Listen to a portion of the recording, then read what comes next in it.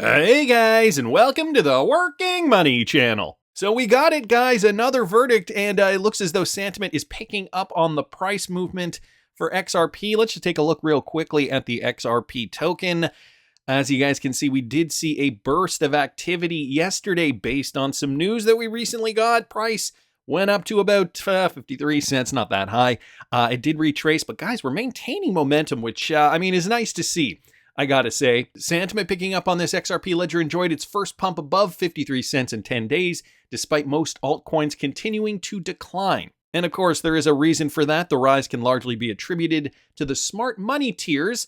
No, it was pure FOMO based on the Brad Garlinghouse, Chris Larson clearing. They're saying, though, it was smart money tiers holding between 10,000 and 10 million XRP, accumulating rapidly. Oh, so they're showing us who is accumulating. That's fine. They hold 29.5% of supply. So you guys can see all the statistics down here. The sentiment link is posted directly in this tweet. Wallets with 10,000 to 10 million XRP hold their highest amount since July 27th. XRP social dominance hits second highest day in over a month. So guys, the statistics are coming in real time. And as I mentioned, XRP did hit a price of 53 cents right now. We're seeing XRP trading above 51. So 51.7, not too shabby. It did only retrace back to 59, so 0.509. This coming off a low yesterday of roughly 48 cents, 47 and change, 48 cents, give or take. So, the FOMO is real. And so what is going to happen next with regards to Ripple and XRP and the SEC lawsuit? What are the next steps? Is this it now? We've got the XRP cleared as a security answer. Now Brad and Chris are no longer under the SEC's microscope. Well, first I'm going to take a look at Bitcoin and then we're going to get back to it, guys. Just wanted to show you that Bitcoin was also moving significantly yesterday and even today. Now, don't know if it spiked based on the same news. Although, guys, we're seeing Bitcoin sitting pretty right now at 29,800. So up over $1,000 since yesterday and did reach a high, broach that high of $30,000. You guys can see there. $30,200. By the way, I've got these charts here on the 4-hour. Let me throw them on the daily. And let me throw that on auto. So you can see a significant move here for Bitcoin. And so those higher lows and higher highs were not just a flash in the pan. We're seeing them continue to move. Of course, this is the ultimate high that we do need to break for Bitcoin, $31,887 per coin, at least on this exchange. This is the Bitstamp exchange. So Bitcoin is moving, XRP is moving seemingly on different reasons, and sentiment overall is fairly good. Look at that market cap up to $1.13 trillion. So we've gained a little bit. It's a start, but momentum is still moving. 24-hour volume up to 50.67 billion. That is up 33.31%. And Bitcoin dominance up to 51.7%. So Bitcoin's still that leader. And altcoins, guys, it looks like altcoins are following along with it. So within the last 24 hours, Bitcoin is up about 5%. Ethereum up 4.12. BNB up 1.8. XRP, of course, up 7.2 because of that recent result that we got. Solana is up quite a bit as well, 12.05%. Cardano's up 3.48. Dogecoin up about 3%. So guys, we're seeing a sea of green in the crypto space. So this is positive. This should be getting us fairly excited for what is to come next. So crypto is climbing yet again. And I should say, we're still not out of the woods yet, guys. 31,800, that is where we need to get before we can actually confirm a new bullish trend. So, I still maintain my position here. We could still see some of this before we actually move up. And don't forget, the Bitcoin halving is in April of 2024. So that is generally the point there. Well, April 2024 is more over here. That's generally the point when we start to see the bulls really take off. So I'm not counting it out. We could still see some consolidation leading up to that. We also have to keep in mind in April of 2021, CryptoCon used this very log regression curve when he called for the top and he sold all his Bitcoin at $54,000. Now, some of you might think, well, it went higher than that. But guys, check this out. An interesting model here with the log regression curve. The model then went to call the November 21 top as well. So you can imagine these curves are pretty important. I think most of the time will be spent this cycle in between layer 3 and the fair value layer. For the past 2 cycles, you also only get one break below the frequently traded area, the purple circles, excluding the black swan event. And with support being made just under layer 3, a retest of fair value looks next, which is now at $34,600. So what he's saying now, the top of the price curve, $116,803 and climbing. So this could change. Right now, he is looking at a top just based on these models where we've seen Bitcoin go in the past. And again, this is the log regression curve where Bitcoin's gone in the past. And he called these tops over here, or at least he says he called these tops back in April and November of 2021, based on where we saw the fair value layer back in, I guess, 2019, 2020. So this is an interesting data point too. This is when the model was actually created, December the 1st, 2020. So this is all retroactive information. But guys, moving forward, and he called these tops back when Bitcoin did hit their highs. The outlook now, because we are hitting layer 3 right down in here, the outlook now for Bitcoin, $116,803, give or take. So, moving away from what the initial Fibonacci has been telling us for, Bitcoin price. Of course, other analysts are going to have their perspective too. If we look at a full fib, 4.236, Bitcoin going to $244,000 plus per coin. And, even I have said, if we catch one of these two, 3.618 or the 2.618, I still think we'd be in good shape. And, these are actually even higher than what CryptoCon is saying here, 209,000 and even 155,000. He is calling for a Bitcoin that is not even going that high, $116,000. So something to keep our eye on for sure. This is where it's all going to come to fruition. This is why I'm opening up my $10,000 plus portfolio. Yeah, I put $10,000 in the market. And for everybody who is subscribed to the Patreon, I'm opening up that portfolio, letting all you guys know what I'm trading, how much I'm trading, how much money I'm putting into all these coins too. And that's going to vary depending on the type of coin. I'm also going to be opening up my XRP portfolio when the time comes. So obviously we're not at those prices yet, but I'm going to be opening up my XRP portfolio, letting you guys know when I'm cashing out of certain coins. I have certain bags of XRP. I know some of you guys might have that same strategy where you have certain bags of certain coins and you're looking at price targets to cash out of each bag. So I'm going to be letting all my Patreon subscribers in on that when the time comes. And guys, it's looking exciting. The spec market is really ramping up. To follow me, you can follow me, patreon.com/workingmoneychannel. Macro market moves are certainly going to be a part of this, but we also have to pay attention to each individual coin. If we do see some big mega moves, which some coins have pumped in the past before the crypto cycle is over, and we got to pay attention to that and cash out when we see profits on the table. So XRP is moving, or has moved, about 10% based on this. Ripple celebrates dismissed lawsuit, calling it a surrender by the SEC. Guys, is courtesy of XRP Crypto Wolf here on Twitter. So the overall story: Chief Legal Officer Stuart Alderoty has celebrated the dismissal of all charges against its executives in an ongoing lawsuit brought by the SEC. And guys, here is the quote: "The SEC made a serious mistake going after Brad and Chris personally, and now they have capitulated, dismissing all charges against our executives. This is not a settlement, at least not technically as of yet. This is a surrender by the SEC." So the SEC said it would dismiss its lawsuit against Ripple CEO Brad Garlinghouse and co-founder Chris Larson over whether they are liable in their involvement in illegal security sales. XRP rose on the news, climbing 3.7% to 51 cents. So that was at the time of this publication here. Of course, as you guys saw, it did go much higher than that. It was closer to about 10% on the news, as I had mentioned, up to about 53 cents. Right down here, it says the SEC and Ripple intend to meet and confer on a potential briefing schedule with respect to the pending issue in the case, what remedies are proper against Ripple for its Section 5 violations with respect to its institutional sales of XRP, and respectfully request until November 9th, 2023 to propose such a schedule for the court, or if the parties cannot agree, to seek a briefing schedule from the court on a contested basis, the SEC said in a filing on Thursday. And of course, the SEC has declined to comment on another loss. Well, it doesn't help that the CEO of Ripple is posting it all over the X platform. Ripple 3, SEC 0. Today was an even better day. In all seriousness, Chris and I, in a case involving no claims or fraud or misrepresentations, were targeted by the SEC in a ruthless attempt to personally ruin us in the company so many have worked hard to build for over a decade. The SEC repeatedly kept its eye off the ball while secretly meeting with the likes of SBF, failing again and again to protect U.S. customers and businesses. I love how he's just pointing out their failings along the way. How many millions of taxpayers' money were wasted?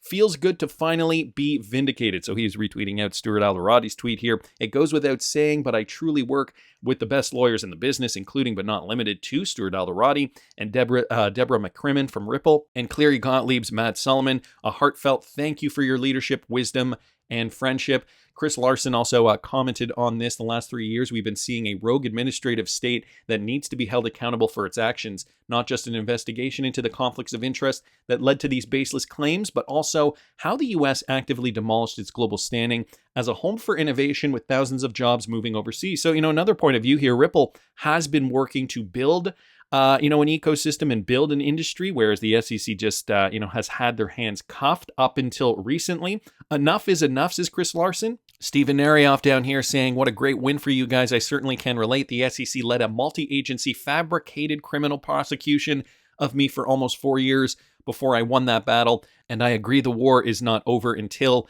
as you state, this rogue administrative state is held accountable. Eleanor Turret also commenting on this. So, what are the next steps in the Ripple case? It feels like, we've accomplished so much at this point, so much so that, even the FOMOers are pumping their funds into XRP right now. I hope you guys were accumulating in the 30s and 40s when the opportunity was there. She says, now that the SEC has dropped the charges against Brad and Chris, expect to see some more litigation in the penalty phase between the two parties in regards to the appropriate penalty for Ripple's $700 million plus of institutional sales. Lawyers tell me Ripple will likely be able to reduce the penalty down, but the SEC will still want a substantial amount for bragging rights. They say expect a big fight. So are we still looking at a fight ahead? But note that the SEC can still appeal Judge Torres' decision regarding the programmatic sales and other distributions of XRP.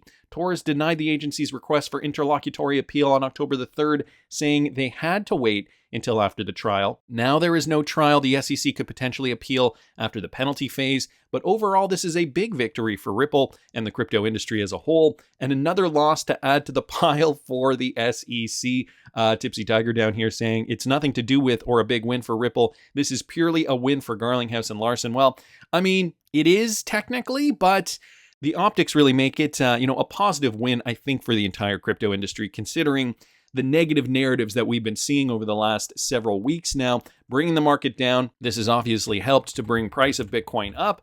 As I was mentioning earlier, we're closer to $30,000 now. Let me throw it on the hourly. You guys can see Bitcoin is still moving by the hour, so really trudging ahead to make new highs here. So what are the next steps, guys?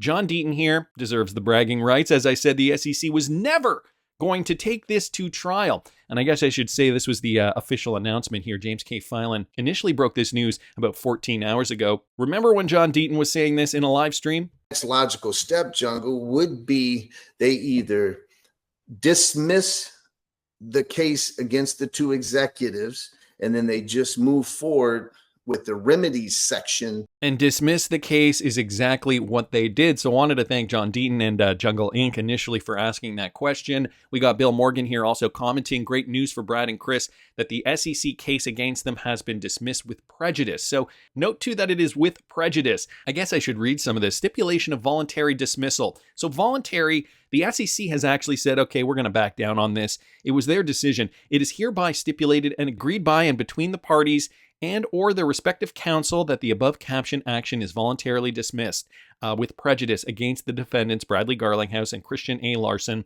and without costs pursuant to Rule 41, and then they note the rule here of the Federal Rules of Civil Procedure, document filed by the SEC, proposed document to be reviewed and processed by the clerk's office staff. So without prejudice, no trial for them next April. That's what that means. Now we move on to the penalties phase of the case. Then we can see who appeals what. Dismissed with prejudice, as Bill Morgan here says, means finally and permanently dismissed and cannot re-litigate. So some important factors here that, we should consider. Fred Rispoli here also adding his 2 cents. XRP community, lots of implications here and quite a few ways this litigation can still go. All bad for the SEC and only a few somewhat bad for Ripple. Really needs a verbal breakdown, but here's a summary of my thoughts. First is the dismissal. The SEC acknowledging just that its case against Brad Garlinghouse and Chris Larson was crap, horse crap, as he puts it. Or did it include the realization that the court no longer found the SEC credible in general? The former suggests lengthy, bitter briefings in a remedy stage and an appeal. The latter suggests a final settlement is at hand. So some facts here, legal facts to consider coming from a lawyer here, Fred Rispoli. Considering that, while I understand exactly how Brad Garlinghouse and Chris Larson felt while being sued and would want to end it ASAP, It was crystal clear that they would win the lawsuit and expose the SEC, so why agree to voluntarily dismiss, even with prejudice, even more? That makes me lean towards a prediction that a final settlement with Ripple is a more likely option. So Fred's saying that there is going to be a final settlement finally, while the latter states the parties are conferring on a remedies briefing schedule. My guess is settlement amounts are flying back and forth between the lawyers as I type. So he is, saying there's probably a settlement happening in the background. We've even got Jeremy Hogan here commenting on this. You remember this tweet thread from about a week ago, 2 weeks ago almost? October the 8th, okay? I'm seeing some confusion as to what can happen next. So now we've got another verdict, and so what is going to happen next, guys? Jeremy Hogan initially tweeted this out, the overview, issued a summary judgment and denied an early appeal. The SEC has 100% right to appeal. So we've got the possibility number one, SEC moves forward with the trial in April. So we're now saying that is no longer going to happen because the individual defendants now have clarity. If the SEC does go to trial, an appeal on the case won't be filed until 2025. So then he gives the dates there. So if the SEC wants to push the entire case to trial and then appeal the parts of the judgment against Ripple it doesn't like, fair enough. But the most likely outcome in that situation is the final resolution in 2027, June 14th, 2027 to be exact. So then he gives possibility number two here, which also includes some aspects for the individual defendants. So I don't know how much now that this is a realistic timeline, considering now we have more information. I will link this in the description though, because it is a good resource, a good guide, I guess, to see what the next steps could be. Jeremy Hogan, though, luckily did come out again stating his opinion. Being sued is not fun. No, it's not. It keeps you up at night. It's always in the back of your mind. So he's very happy for Brad and Chris, and that's enough for now. But Jeremy, please tell us what is going to happen next. Jeremy Hogan continuing down here. Okay, yes, this does make a full settlement much more likely, as the only legal question left is now how big a check Ripple writes to the SEC. There, I said it. Are you happy? Mindy asking, is it over?